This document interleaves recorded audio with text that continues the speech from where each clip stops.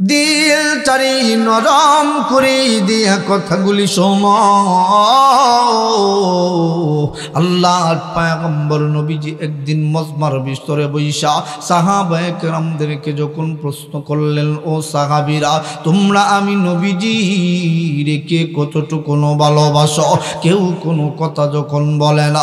হযরতে ওমর যখন হাত তুলেছেন, হযরতে ওমরকে আল্লাহর পয়গম্বর নবী ডাক দিয়া বলেন, ওমর রে, আমি নবীজি রে ওমর তুমি কতটুকু ভালোবাসো? হযরতে ওমর ডাক দিয়া বলেন, ইয়া রাসূলুল্লাহ, ইয়া হাবিবাল্লাহ, ওগো নবীজি, আমার সন্তানের চাইতে বেশি, মার চাইতে বেশি, বাবার চাইতে বেশি, দুনিয়ার সব কিছুর চাইতে বেশি আপনাকে ভালোবাসি। কিন্তু গো নবীজি, আমি ওমরের জান বাদ দিয়া আল্লাহর পয়গম্বর নবী ডাক দিয়া বলেন, ওমর রে, না রে ওমর, না না, এখন পর্যন্ত রে ওমর তুমি খাঁটি মুমিন ঈমানওয়ালা হইতে পারো না।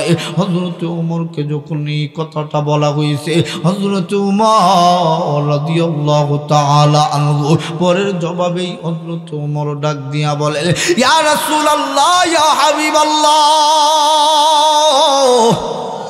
ওগো নবীজি, আপনাকে কতটুকু ভালোবাসতে হবে বুঝতে পেরেছি গো নবীজি। এই মুহূর্তে বলে দিলাম গো নবীজি, আমি উমরের জীবনের চাইতে 1000 কোটি গুণ বেশি ভালোবাসি আপনি নবীজিকে। সুবহানাল্লাহ। আল্লাহর পয়গম্বর নবী রাহমাতুল লিল আলামিন নবীজি আমার ডাক দিয়া বলেন, ও সাহাবীরা, তোমরা শুইনা দাও আমি নবীজির কতটুকু ভালোবাসা লাগবে। ক্বালান নবিয়্যু সাল্লাল্লাহু আলাইহি ওয়াসাল্লাম, লা ইউমিনু আহাদুকুম হাত্তা আকুনা আহাব্বা ইলাইহি মিন ওয়ালিদিহি ওয়া ওয়ালাদিহি ওয়ান নাসি আজমাইন। আল্লাহর পয়গম্বর নবী রাহমাতুল লিল আলামিন নবীজি ডাক দিয়া বলে, ও সাহাবীরা, তত সময় পর্যন্ত মুমিন হতে পারবা না তোমার সন্তানের চাইতে বেশি, মার চাইতে বেশি, বাবার চাইতে বেশি, দুনিয়ার সব কিছুর চাইতে বেশি আমি নবীজির যত সময় পর্যন্ত ভালোবাসতে পারবা না তত সময় পর্যন্ত কাটি মুমিন ঈমানওয়ালা হইতে পারবা না।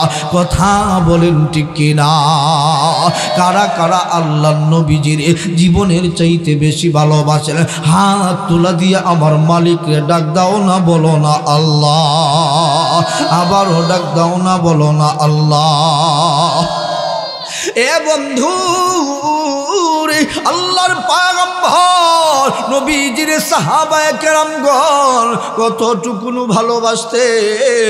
আল্লাহর পয়গম্বর নবীজির নিজের সন্তানের চাইতে বেশি সাহাবায়ে কেরামগণ ভালোবাসতেন।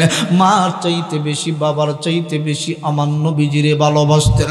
আল্লাহর পয়গম্বর নবীজি একদিন বিলালকে ডাক দিলেন, বিলাল রে, ও বিলাল, মসজিদে নববীর মিনারায় চইলা যাও, আমি নবীজি আগামী দিন নিজে যুদ্ধে যাব, নিজে সেনাপতি হইয়া যুদ্ধে যাব। ও বিলাল, এই ঘোষণাটা দিয়া দিবা, হাইয়া আলাল জিহাদ, হাইয়া আলাল জিহাদ বইলা বইলা ঘোষণা দিবারে জিবরাইল আর বলবা, আসো কি কোন নবীর আশিক, আসো কি কোন নবীর ভালোবাসার মানুষ?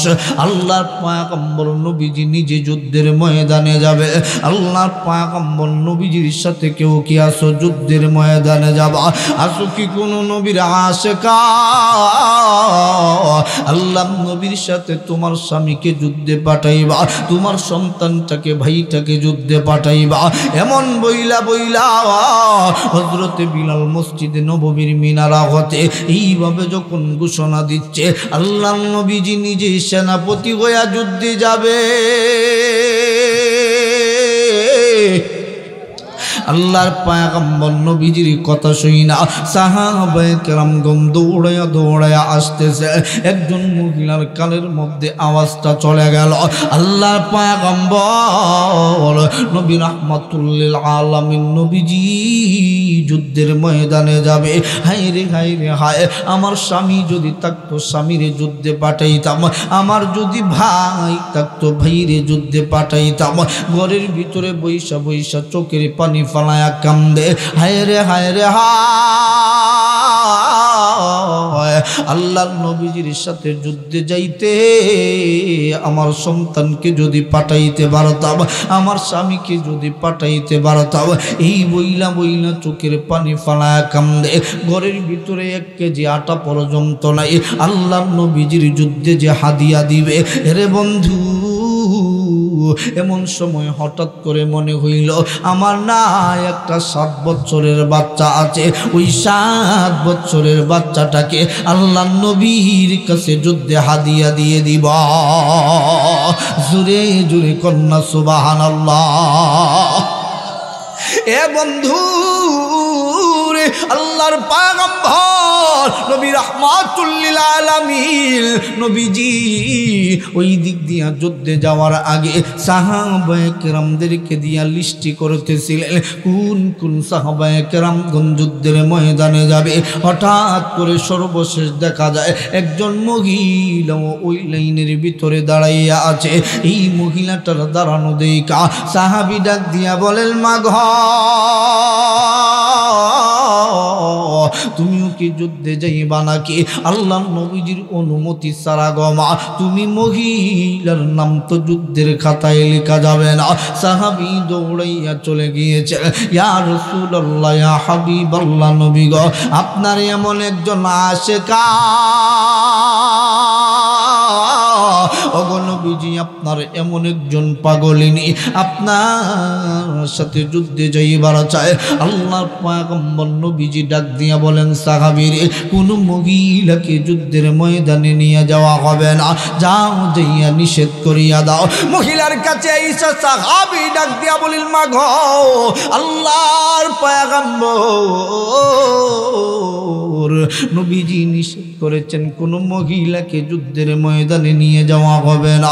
এমন সময় মহিলাটি ডাক দিয়া বলে, ও সাহাবী, আমি জানি রে সাহাবী, আল্লাহর পয়গম্বর কোন মহিলাকে যুদ্ধে নিয়ে যাইবেন না। আল্লাহর নবীর সাথে একটু কথা বলার সুযোগ করে দাও না। আল্লাহর নবী গো, আপনার সাথে মহিলাটা কথা বলবার চায়। আল্লাহর পয়গম্বর নবীজির মহিলাটা সালাম দিয়া ডাক দিয়া বলে, ইয়া রাসূলুল্লাহ, ইয়া হাবিবাল্লাহ, ওগো নবীজি, আমি আপনার সাথে যুদ্ধে যাইতে চাইলেও আপনি নিবেন না। ওগো নবীজি, এটা আমি ভালো করে জানি। ওগো নবীজি, আমার একটা ছেলে সন্তানের নাম যুদ্ধের ময়দানে লিখাবার জন্য গো নবীজি আমি আসছি। আল্লাহর পয়গম্বর নবীজি বলেন, তাই যদি হয় তোমার ছেলে সন্তান হইলে যুদ্ধের ময়দানে নিয়ে যাওয়া হবে। আল্লাহর নবী গো, আমার ছেলের নামটা একটু লিখেন না। নবীজি বলেন, তোমার ছেলের নাম কি? আমার ছেলের নাম গো নবীজি আব্দুল্লাহ। আল্লাহর পয়গম্বর নামটা লেখা মাত্র নবীজি ডাক দিয়া বলেন, মা গো, তোমার ছেলেটা কোথায় গো মা? ইয়া রাসূলুল্লাহ, ইয়া হাবিবাল্লাহ, আমার সাথেই আছে। আল্লাহর নবীজি নিচের দিকে তাকা দেখে ছোট্ট একটা 7 বছরের বাচ্চা। ডাক দিয়া বলে, মা গো, এই বাচ্চার নাম লিখাইছো নাকি? মহিলাটি ডাক দিয়া বলেন, হ্যাঁ হ্যাঁ ইয়া রাসূলুল্লাহ, ইয়া হাবিবাল্লাহ, এই 7 বছরের বাচ্চাটাই আপনার সাথে যুদ্ধে যাবে। এমন সময় নবীজি ডাক দিয়া বলেন, মা গো, এই 7 বছরের বাচ্চাটা যুদ্ধের ময়দানে যাইয়া না যুদ্ধ করতে পারবে, না তলোয়ার ধরতে পারবে। যুদ্ধের জন্য ভারী ভারী ঢাল ঘুরাইতে হয়, ডাল ধরতে হয়, তার কিছুই তো গোমা তোমার সন্তান পারবে না। এই সন্তানটাকে যুদ্ধে নিয়ে গেলে যুদ্ধের গোমা কি লাভ হবে? আল্লাহর পয়গম্বর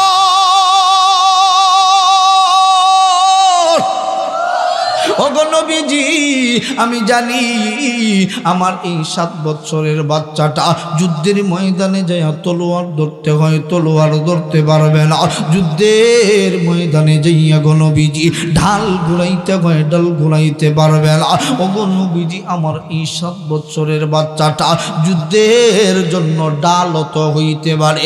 আল্লাহর পয়গম্বর নবীজি ডাক দিয়ে বলেন, কি বুঝাইবার চাও? ইয়া রাসূলুল্লাহ, ইয়া হাবিবাল্লাহ নবী গো, ওগো নবীজি মক্কার কাফের মুশরিক বেঈমানগুলো আপনাকে মক্কায় থাকতে দিল না, তাড়ায়া দিল। ওগো নবীজি মদিনায় আইসা আপনি শান্তিতে বসবাস করতে পারেন না। ওগো নবীজি ওই কাফের মুশরিক বেঈমানগুলো আপনাকে দেখে দেখে যখন তীরের আঘাত ছুঁড়ে মারবে, আপনার দিকে গো নবীজি যখন তলোয়ারের আঘাতগুলি আসবে, আমার ওই 7 বছরের বাচ্চাটাকে ওগো নবীজি সামনের দিকে তুলে ধরবেন। ডান দিকে, বাম দিকে, পিছন দিকে, সামনের দিকে তরবারি তলোয়ারের আঘাত যখন আসবে, আমার সন্তানটারে সামনের দিকে উঠায়া ধরবেন। ওগো নবীজি প্রত্যেকটা তীর তরবারির তীরের আঘাত আমার সন্তানের বুকের মধ্যে লাগবে, আমার সন্তানটা রক্তাক্ত হয়ে যাবে, আমার সন্তানটা দুনিয়া থেকে বিদায় হয়ে যাবে, আপনি নবীজির দেহটি রক্ষা পাবে। ওগো নবীজি এই জন্য আমি আমার সন্তানটাকে আপনি নবীর সাথে যুদ্ধে দিবার চাই। জোরে জোরে কন্যা সুবহানাল্লাহ। এ বন্ধু আল্লাহর পয়গম্বর নবীজির সাহাবায়ে কেরামগণ কেমন ভালোবাসতেন। আল্লাহর নবীজির জন্য নিজের সন্তানটাকে কুরবানি দিতে প্রস্তুত হয়ে যাইতেন আল্লাহর নবীজির ইজ্জত রক্ষা করার জন্য। হে মুসলমান যুবক ভাই, আল্লাহর নবীজির ইজ্জতের হেফাজতের জন্য যদি যুদ্ধের ময়দানে যাইতে হয়, আইন কানুন তাদের কিছুই বুঝি না, আমার নবীর ইজ্জতের বেজ্জতি হবে, মুসলমান হইয়া মানতে পারি না। কথা বলেন ঠিক কিনা? আমার নবীর পরে কেউ যদি নবী বানাইতে চায়, আমার নবীর পরে কেউ যদি নবী বানতে চায়, এটা নবী হইতে পারে না, নিঃসন্দেহে কাফের। কথা বলেন ঠিক কিনা? আরো জোরে কথা বলেন ঠিক কিনা? আল্লাহর পয়গম্বর নবী রাহমাতুল লিল আলামিন নবীজির সাহাবায়ে কেরামগণ বন্ধু কেমন ভালোবাসতেন। নবীজির সাহাবায়ে কেরামগণ জীবনের চাইতে বেশি ভালোবাসতেন। আল্লাহর পয়গম্বর নবীজি বিদায় হজ্জের ভাষণের সময় আল্লাহর পয়গম্বর কোরআনের আয়াত শোনাইলেন। 100 লক্ষ সাহাবায়ে কেরামদেরকে সামনে নিয়ে اليوم أكملت لكم دينكم وأتممت عليكم نعمتي ورضيت لكم الإسلام دينا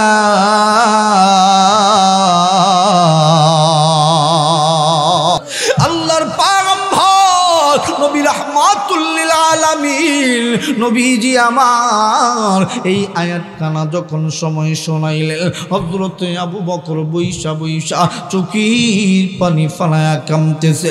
আল্লাহর পয়গম্বর নবীজি ডাক দিয়া বলেন, ও সাহাবীরা, একজন মানুষকে আমার আল্লাহ রব্বুল আলামিন तमाम পৃথিবীর সম্পদের মালিক বানায়া দিতে চাইছিলেন। ওই মানুষটা तमाम পৃথিবীর সম্পদের মালিক না হইয়া সকল সম্পত্তিগুলো ফিরাইয়া দিয়েছে। আল্লাহর পয়গম্বর নবীজি কথা বলার পরে আল্লাহ নবী ভাষণ দিতে শুরু করছেন। নবীজি এবার ডাক দিয়া বলেন, ও সাহাবীরা, আমার আল্লাহ আমার কাছে 30 পারা কোরআন নাজিল করেছে। আল্লাহ কোরআন আর হাদিস আমার কাছে দিয়েছে। এ সাহাবায়ে কেরামগণ, তোদের কাছে জানবার চাই, তোমাদের কাছে জানবার চাই, বলো বলো আমি নবী হিসাবে আমার দায়িত্ব সঠিকভাবে পালন করতে পেরেছি কি পারি নাই?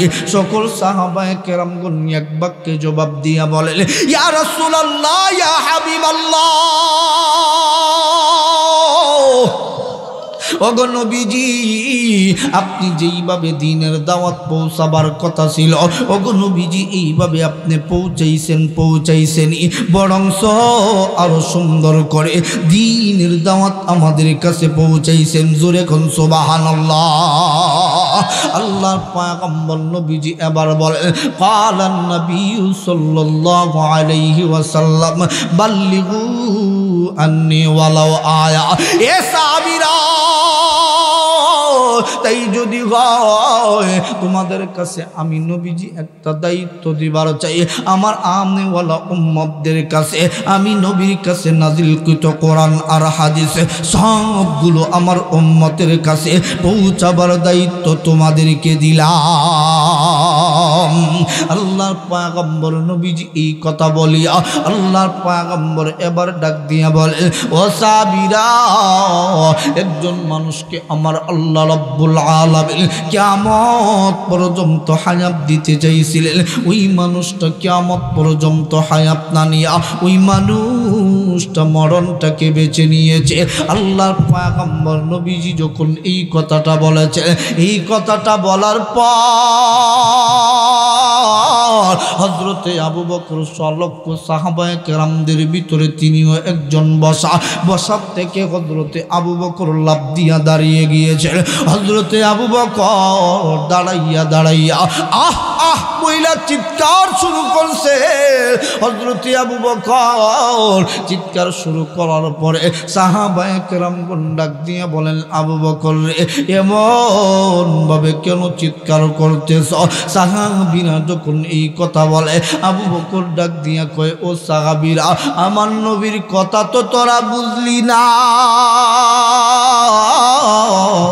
আমার নবীজির কথার বাপ মর্তবা যদি তোরা বুঝতি তাহলে আমি তো দাঁড়াইয়া আহ বইলেই কেন্ত হইয়া গিয়েছি, তোরা কেউ জমিনে দাঁড়ায়া থাকতে পারবি না, পাগল পারা হয়ে যাবি।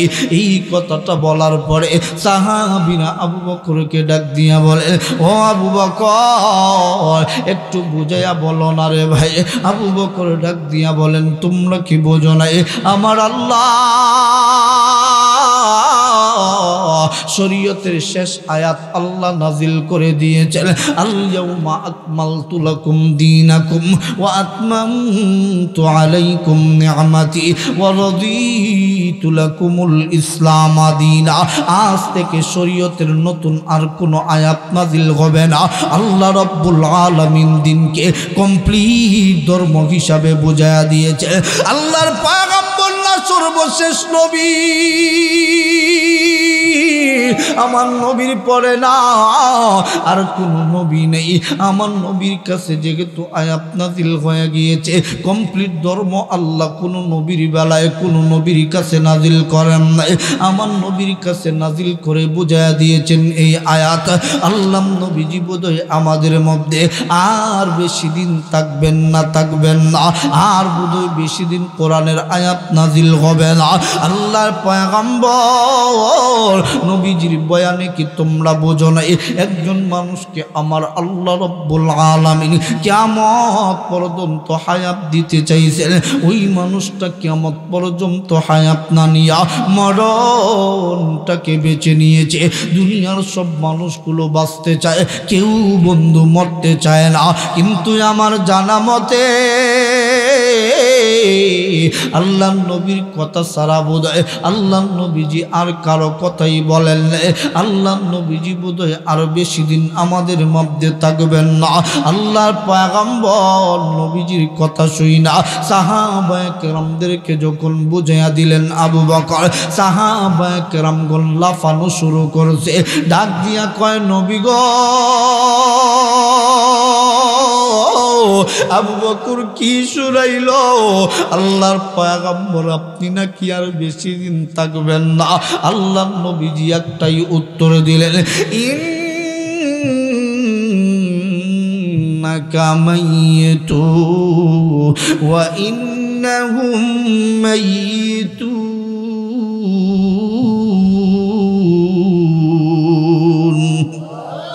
আমার আল্লাহ রাব্বুল আলামিন জানা দেয় ও আমার হাবিব হাবিব আপনিও দুনিয়া থেকে বিদায় হতে হবে, আপনার দুশ্মনেরা আপনার সাথীরা সবাই দুনিয়া থেকে বিদায় হতে হবে। এ বন্ধু, আল্লাহর পয়গম্বরের সাহাবীরা, আল্লাহর নবীজি এখনো দুনিয়ায় আছে, এখনো সাহাবায়ে কেরামগণ পাগল পাড়া হয়ে গিয়েছে। রে বন্ধু শোনো, আল্লাহর পয়গম্বরের ইন্তেকালের 11 দিন আগ থেকে আমার নবীজি অসুস্থ, কিন্তু 8 দিন পর্যন্ত আমার নবীজি মসজিদে নববীতে গিয়েছেন, নামাজ পড়িয়েছেন।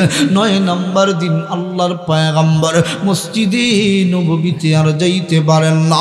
হযরতে বিলাল মসজিদে নববীতে আযান দিয়ে দিয়েছে, সময় পার হয়ে যায়, আল্লাহর পয়গম্বর নবীজি আর মসজিদে নববীতে যান না। সাহাবায়ে কেরামগণ নবীজি অসুস্থ জানে, কিন্তু এতটা অসুস্থ সাহাবায়ে কেরামগণ জানেন না।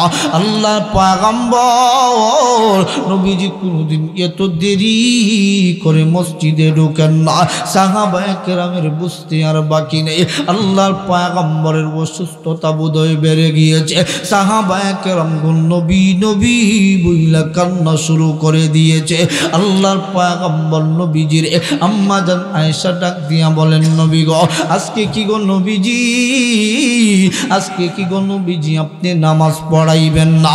আল্লাহর পয়গম্বর ডাক দিয়া বলেন, আয়েশা গো, আমার কি নামাজ পড়াইতে মন চায় না? এ আয়েশা, আমি নবীজির বুকে যে বড় দারুণ ব্যথা, আমি নবীজির মাথায় যে বড় দারুণ ব্যথা, এরে আয়েশা আমি যে সহ্য করবার পারি না। আল্লাহর পয়গম্বর আপনি নবীর অপেক্ষায় অপেক্ষিত হইয়া আপনার সাহাবায়ে কেরামগণ মসজিদে নববীর ভিতরে গইরায়া গইরায়া কান্না শুরু করে দিয়েছে।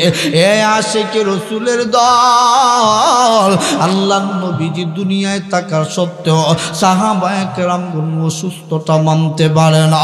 আল্লাহর পয়গম্বর নবীজি ডাক দিয়া বলেন, আয়েশা গো, আমি নবীজির মাথায় বড় দারুণ ব্যথা, আমি সহ্য করবার পারি না রে আয়েশা, পারি না।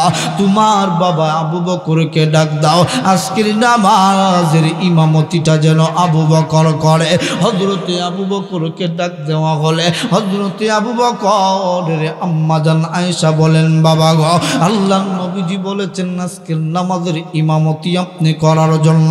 আবু বকর ডাক দিয়া কয়, মা,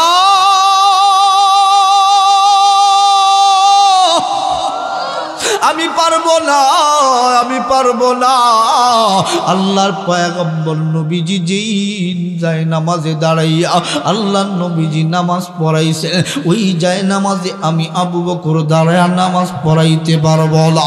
হে আয়েশা, আল্লাহর নবীজির রাইকা যদি আমি আবু বকর আজকে নামাজ পড়াই, আমার আর বুঝতে বাকি নাই আল্লাহর পয়গম্বর নবীজি আর কোনোদিন মসজিদে নববীতে ঢুকবেন না। এই কথাটা যখন সময় আম্মাজান আয়েশাকে বলা হয়, আম্মাজান আয়েশা চুপ হয়ে গিয়েছেন, আর কোনো কথা বলেন না। আল্লাহর পয়গম্বর আঙ্গুলের ইশারা দিয়া আবু বকরের ডাক দিয়া বলেন, আবু বকর রে, যা রে আবু বকর, যা যা, মসজিদে নববীর ইমামতি কররে আবু বকর। এখন তো আর আবু বকর কথা ফেলতে পারে না। হযরতে আবু বকর মসজিদে নববীতে ঢুইকা নামাজ পড়াইতে আরম্ভ করে দিয়েছে। মসজিদে নববীর কান্নার রুল বন্ধ হয়ে গিয়েছে। আল্লাহর পয়গম্বর আম্মা জান আয়েশাকে ডাক দিয়া বলেন, আয়েশা গো, মসজিদে নববীর কান্নার রুল কেমনে বন্ধ হইল? ইয়া রাসূলুল্লাহ, ইয়া হাবিবাল্লাহ, আপনি নাই আমার বাবা আবু বকরের ইমাম বানায়া দিয়েছে, আমার বাবার নেতৃত্বে আজকের জামাত পরিচালনা হচ্ছে। আল্লাহর পয়গম্বর নবীজি মাথা মুবারক ব্যথায় উঠাইতে পারেন না, বুকে বড় দারুণ ব্যথা। আম্মা জান আয়েশার হুজরা মুবারক মসজিদে নববীর পাশের হুজরা, আল্লাহর নবীজির হুজরা মুবারক, আল্লাহর নবীজির হুজরা থেকে আম্মা জান আয়েশাকে ডাক দিয়া বলেন, আয়েশা গো, মসজিদে নববীর সাইতের জানালাটারে আয়েশা কইলা দাও, আমি দেখবার চাই আমার সাহাবায়ে কেরামগণ কেমন করে নামাজ পড়ে। আল্লাহর পয়গম্বর নবীজি মসজিদে নববীর সাইতের জানালা দিয়া ছোট্ট বাচ্চাদের মতো নামাজগুলো দেখতেছে। আল্লাহ নবীজি চোখের পানি ফালায়া কান্না শুরু করে দিয়েছে। হযরতে আয়েশা ডাক দিয়া বলেন, নবী গো, আমার বাবার নামাজ কি আপনার পছন্দ হয় নাই? ওগো নবীজি, আপনি এই জন্য কান্দেন নাকি? আম্মা জান আয়েশার নবী ডাক দিয়া বলেন, না না, এটা আমি নবীর কষ্টের চোখের পানি নয়, এটা হলো আমি নবীজির আনন্দের চোখের পানি। এ আয়েশা, এই নামাজ প্রতিষ্ঠিত করার জন্য আমি নবীজি উহুদের ময়দানে দান দান মুবারক শহীদ করে দিয়েছি। এরে আয়েশা, এই নামাজ প্রতিষ্ঠিত করার জন্য আমি তায়েফের ময়দানে রক্ত জড়াইছি। এরে আয়েশা, আমি নবীজির বুকের বোতাম কইলা দেখো। আম্মা জান আয়েশা নবীর বুকের বোতাম কইলা দেখে বুকের ভিতরে ছোট্ট ছোট্ট গর্ত হয়ে আছে, কালো কালো গর্ত হয়ে আছে। ইয়া রাসূলুল্লাহ, ইয়া হাবিবাল্লাহ, নবী গো, ছোটবেলায় কি গো নবীজি আপনার বসন্ত হয়েছিল নাকি? আল্লাহর পয়গম্বর ডাক দিয়ে কয়, না। এরে আয়েশা, ওই নামাজ প্রতিষ্ঠিত করার জন্য তায়েফবাসীদের কাছে যখন আমি নবীজি গেলাম, ওই তায়েফবাসীরা আমি নবীজির চিনল না, মানল না। ওই তায়েফবাসীরা যে আমি নবীজির পাথরের আঘাত করেছিল, ওই পাথরের দাগগুলোরে আয়েশা আজও পর্যন্ত মুছে না। আল্লাহ নবী কত কষ্ট করেছেন এই নামাজ প্রতিষ্ঠিত করার জন্য। তাহলে নামাজ যেটা হবে এটা রাহমাতুল লিল আলামিনের অনুসরণ করে হবে। কথা বলেন ঠিক কিনা? জোরে বলেন ঠিক কিনা? আল্লাহ নবীর ইন্তেকালের কথা বললে অনেক লম্বা কথা, আপনাদের সামনে আলোচনা করলে হয়তো আপনারা নবীর আশিক রাসূল আপনারা কথাগুলো শুনবেন, কিন্তু লম্বা সময় আপনাদেরকে দিয়া আপনাদেরকে আর কষ্ট দেওয়া মনে হয় ঠিক হবে না। কি বলেন আপনারা? কি বলেন? কষ্ট হইতেছে না? আর কাম নাই। আর কোনোদিন আসলে নবীর ইন্তেকালের পরবর্তী সময়ে আলোচনা শোনাবো ইনশাআল্লাহ। কিছু রাইকা যাওয়া ভালো, আর আলোচনা লম্বাও করলাম না, মোটামুটি 1 ঘন্টা আলহামদুলিল্লাহ। এর চাইতে লম্বা করলে আপনাদেরও কষ্ট হবে। আমার কাছে একটা চাওয়া ওনাদের, এই চাওয়াটা হলো এই মাহফিল করবেন নগদ, এখন আর বাকি না, বাকি অনেকে দিছে নগদ আপনার মা বাবার জন্য। মা বাবা যদি আপনার কাছে চাইতো আপনি দিতেন কি দিতেন না? বলেন। মাহফিল কর্তৃপক্ষ যারা মাহফিলের আয়োজন করেছেন, আল্লাহ পাক রব্বুল আলামিন এই মাহফিল কর্তৃপক্ষকে আল্লাহ কবুল ও মঞ্জুর করেন। বলেন আমিন। সাল্লাল্লাহু আলা সাইয়্যিদিনা ওয়া মাওলানা মুহাম্মদ ওয়া আলা আলিহি ওয়া আসহাবিহি ওয়া সাল্লাম। বালাগাল উলা বিকামালিহি কাশাফাদ দুজা বিজামালিহি হাসানাতু জামিউ খিসালিহি সাল্লু আলাইহি ওয়া আলিহি। আলহামদুলিল্লাহ। ربنا آتنا في الدنيا حسنة وفي الآخرة حسنة وقنا عذاب النار।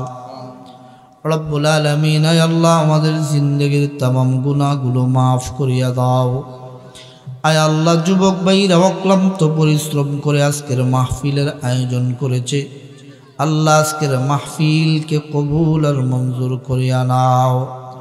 আল্লাহ, যুবক ভাইরা যে ভালোবাসা আর ভালোবাসার বহির প্রকাশ দেখিয়েছে আলেম ওলামায়ে কেরামদের জন্য, আল্লাহ এই যুবক ভাইদের প্রত্যেকটা যুবক ভাইদের জিন্দেগির তামাম গুনাহগুলো মাফ করিয়া দাও।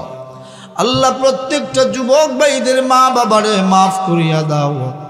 আল্লাহ, এলাকার প্রত্যেকটা মুরব্বীদের কবরগুলা জান্নাতের বাগান বানায়া দাও।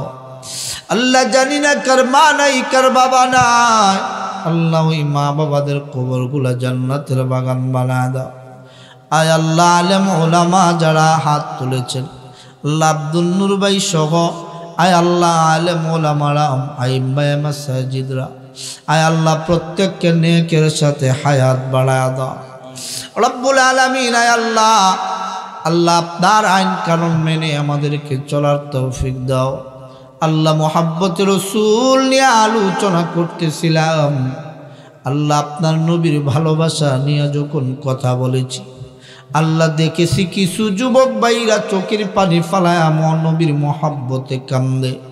আল্লাহ এই চোখের পানির বিনিময় আপনার বান্দাদেরকে মাফ করিয়া দাও। আয় আল্লাহ, আর জিন্দগিতে কোনোদিন গুনাহ করব না, তওবা করলাম। আল্লাহ আমাদের তওবাকে কবুল আর মঞ্জুর করিয়া নাও রব্বুল আলামিন। আল্লাহ কত মুরব্বী নিয়ে শিশু বাচ্চাদেরকে নিয়ে হাত উঠেছি আল্লাহ, অনেকেই টাকা দিয়া, পয়সা দিয়া, শ্রম দিয়া, বুদ্ধি দিয়া আজকের মাহফিলকে যারা আয়োজন করেছে, আল্লাহ আজকের মাহফিলকে যারা সফল করেছে, আল্লাহ প্রত্যেকের জিন্দগির গুনাহগুলো মাফ করিয়া দাও। আল্লাহ এই মাহফিলকে ওসিলা করে এলাকার কবরবাসীদের কবরগুলা জান্নাতের বাগান বানায়া দাও। আল্লাহুম্মা রব্বিরহামহুমা কামা রব্বায়ানি সগীরা। সুবহানা রাব্বিকা রাব্বিল ইজ্জাতি আম্মা ইয়াসিফুন ওয়া সালামুন আলাল মুরসালিন ওয়ালহামদুলিল্লাহি রাব্বিল আলামিন। আমিন বিরহমাতিকা ইয়া আরহামার রাহিমিন।